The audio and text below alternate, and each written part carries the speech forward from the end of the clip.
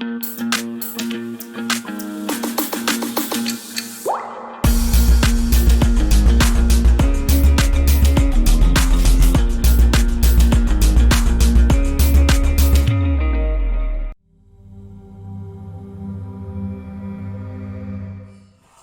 a todos los seguidores de las cápsulas forenses de la UNIDEP.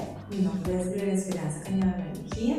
Soy psicóloga, especialista en psicología jurídica y también soy abogada. Trabajé 12 años en la Fiscalía General de la Nación. Mi función principal era realizar entrevistas forenses a víctimas de diferentes delitos, pero especialmente de abuso sexual. Actualmente soy perito particular y también defensora privada en asuntos penales. Queremos compartir el tema de corroboración periférica, que va muy de la mano con algo que compartió hace unos días la doctora Marta Yasmin Torres, colega, quien habló de la retractación. Y voy a compartir con ustedes una presentación en donde trataremos de digerir algunos temas importantes que van acompañados del tema principal. Bienvenidos.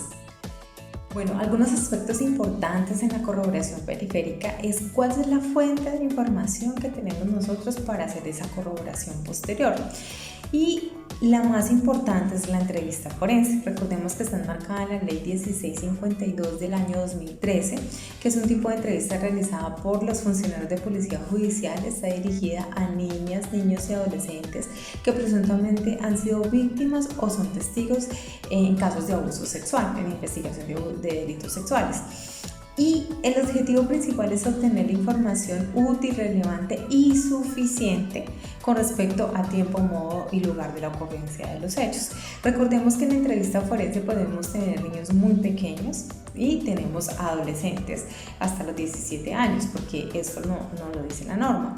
Entonces la entrevista forense debe realizarse con protocolos, en lo posible que tengan sustento técnico, científico, en fin.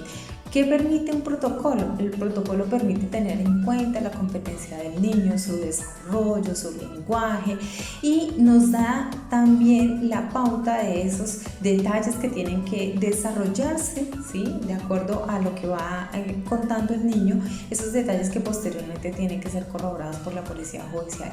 Acá tenemos en cuenta algo, y es que la edad del niño es un factor importante, porque no todos los niños, ¿sí?, pueden desarrollar esta información. Hay niños muy pequeños que no pueden dar detalles como cuándo pasó, ¿sí?, porque todavía no tienen el desarrollo para hacerlo.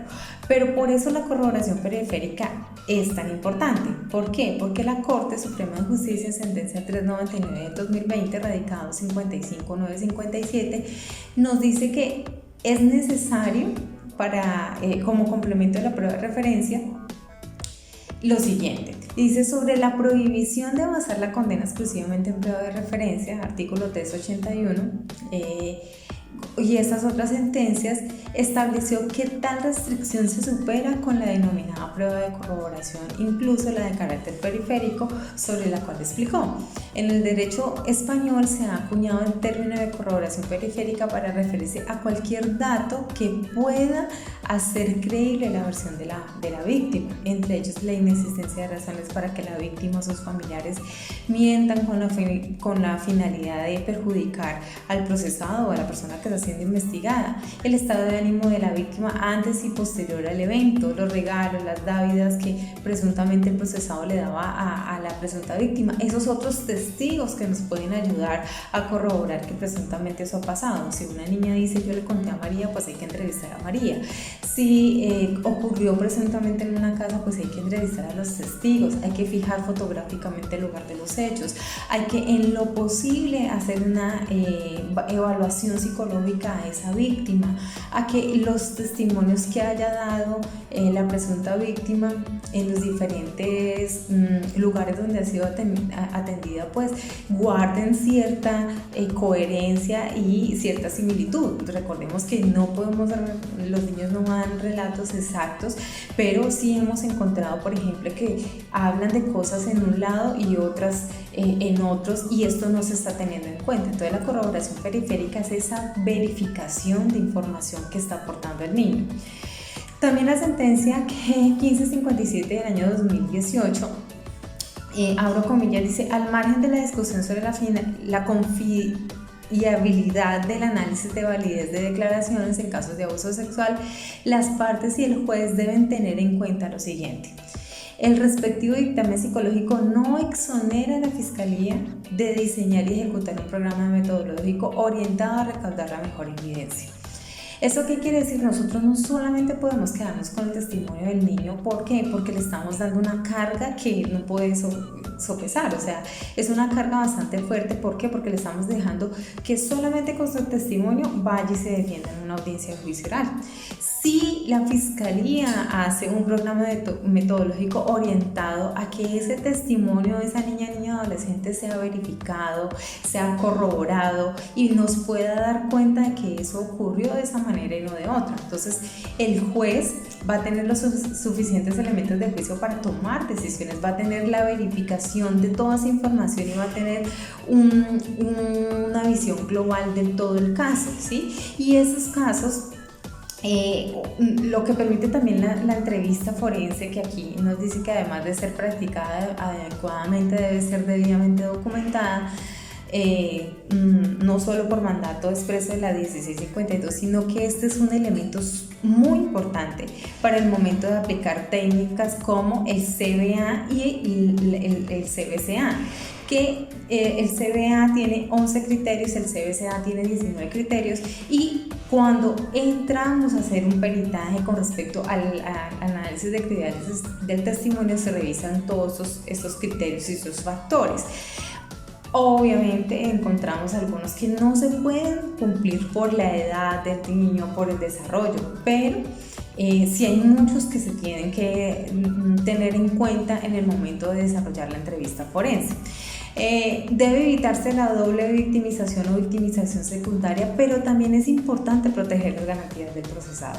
Aquí muchas veces nos olvidamos de que la persona que está siendo señalada del abuso sexual es una persona que puede estar en la cárcel y que puede estar señalado de manera inocente, ¿sí? Entonces, para ambos, ¿sí? Hay que hacer lo posible de que esa declaración del menor tenga toda esa cantidad de elementos que puedan dar sin duda alguna confiabilidad en ese testimonio, ¿sí? No solamente con el dictamen psicológico se puede decir no, ya no es creíble, porque cuando se hace la aplicación de la técnica CBA y del CBCA, nosotros no le estamos quitando la facultad al juez de darle credibilidad o no al testimonio, le damos algo orientativo que él va a tener en cuenta con todos los elementos que se llevan por parte de la Fiscalía, otras entrevistas, el dictamen de medicina legal, fotografías, videos, interceptaciones telefónicas, en fin.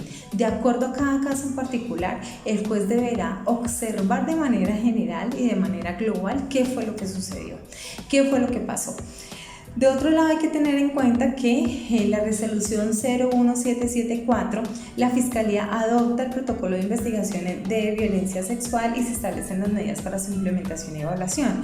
Acá nos habla de algo bien importante, que es la obligación de la debida diligencia, que es para atender, investigar y judicializar los casos de abuso sexual, y que esta investigación debe ser inmediata, exhaustiva, seria e imparcial, en un plazo razonable y bajo el impulso de los funcionarios judiciales, quienes deben utilizar plenamente sus facultades oficiosas y adoptar una actitud proactiva en búsqueda de la efectiva de la verdad. Y aquí nos encontramos con algo bien particular, y aquí nos dicen, oiga, no solamente el testimonio, sino que usted tiene que hacer un análisis del contexto de la investigación sexual, de la violación sexual, tiene que tener elementos suficientes para contextualizar esta información, y es los escenarios del abuso, las manifestaciones de violencia anteriores al hecho y conexiones con la violencia de otros derechos, de otras violaciones a los derechos humanos. Y aquí encontramos que algunos casos se les da más relevancia a los casos de abuso sexual que a los de violencia intrafamiliar. Entonces algunas víctimas dicen, pues yo prefiero decir que fue abusado sexualmente y no violentado físicamente, porque es que es más creíble el abuso sexual. Las características de la víctima, pero también las características del presunto perpetrador o perpetradores, la diversidad de hipótesis delictivas, entre otras. Este protocolo dice a la Fiscalía, ojo con estos casos. Usted no solamente puede quedarse con el relato del niño, sino que tiene que verificar, tiene que corroborar esa información con el objetivo de que el juez tenga los suficientes elementos de juicio para tomar esas decisiones, pero nos estamos encontrando con casos en donde solamente se lleva la entrevista forense, solamente se lleva la valoración médico-legal, 1 o 2 entrevistas, no hay fijaciones fotográficas, no hay entrevista a otros testigos, no hay información relacionada con el estudio de ese niña adolescente, cómo le estaba yendo, si hubo algún cambio, no observamos o no tenemos en cuenta entrevistas a esos testigos o a esos niños que conviven con ese niño, entre otras. No tenemos, o la Fiscalía no tiene en cuenta esas otras razones por las cuales un niño puede contar que ha sido presuntamente víctima de abuso sexual. Por ejemplo, cuando hay separaciones, divorcios, no podemos desconocer lo que el mal llamado el síndrome de alienación parental, que está mal bautizado, pero que puede existir, ¿sí? Y que ha existido. No podemos decir que esto es mentira, o no podemos decir que hay síndromes de falsa memoria, entre otras. Pero para poder determinar eso, nosotros tenemos que robustecer ese testimonio del niño, no lo podemos dejar solo, porque si lo dejamos solo, desafortunadamente estamos atribuyéndole una responsabilidad bastante grande a él, y si llegase a perderse el caso, ¿sí? Le estamos diciendo, es que tú no ayudaste, es que tu testimonio no fue suficiente, ¿sí? Entonces esa responsabilidad no puede atribuírsele a esa presunta víctima. Con este tema lo que queremos es tener en cuenta que tanto la Fiscalía General de la Nación como la defensa tiene suficientes elementos para entrar a revisar esos testimonios y cómo pueden ser demostrados o desvirtuados. Muchas gracias, estas son mis redes sociales, les invito a que me sigan, por favor.